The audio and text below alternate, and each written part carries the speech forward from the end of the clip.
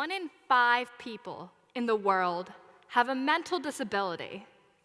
That probably means that you know someone who has special needs. My question to you is whether you treat that person like everyone else, without fear and without any unwarranted assumptions. Now, I can't answer for all of you, but I can answer for myself. And up until last summer, up until I actually spent time with my friend's autistic sister, the answer was no.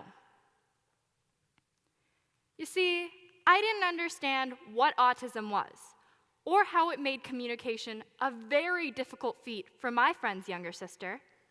So when I heard that she had broken my cousin's glasses, I didn't understand that she had done it out of curiosity. Like all my other friends, I went out of my way to avoid my friend's younger sister, when all she wanted to do was play with me. And when I realized that, 7 years later, I became committed to making a change. So I looked up the different organizations that I could get involved with, but there was no nonprofit that was working to remove stigma against all special needs with interactive activities at all levels, all the way from high school to elementary school. So I, Sarah Raza, founded AWARE. AWARE's mission is to remove stigma against special needs. At its core, AWARE is a movement. It is a club that teenagers all around the nation can open at their very own high school. Now, this also highlights the sustainability of AWARE because once seniors graduate, there are juniors ready to take their leadership positions. Now, each of these clubs is assigned 3 elementary schools to go and administer an activity at. This activity has 3 main goals: to have first graders, high schoolers, and kids with special needs all interact with one another, to have first graders experience what it's like to have a special need and the frustration that comes with that, and most of all, to have first graders and high schoolers understand that people with special needs are not scary.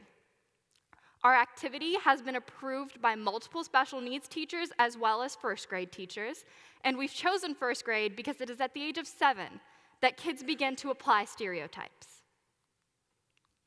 So how will we know whether we're successful? We have 2 main metrics of measurement.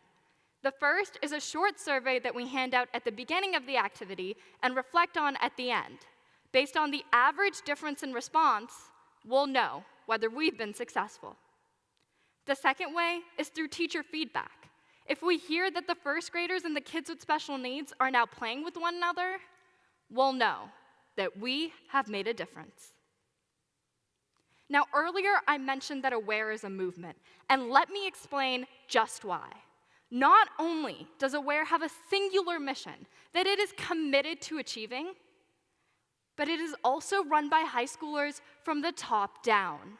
High schoolers help create the curriculum, high schoolers teach the curriculum, and most of all, high schoolers evangelize our mission to other high schoolers, convincing them to create AWARE clubs at their high schools as well.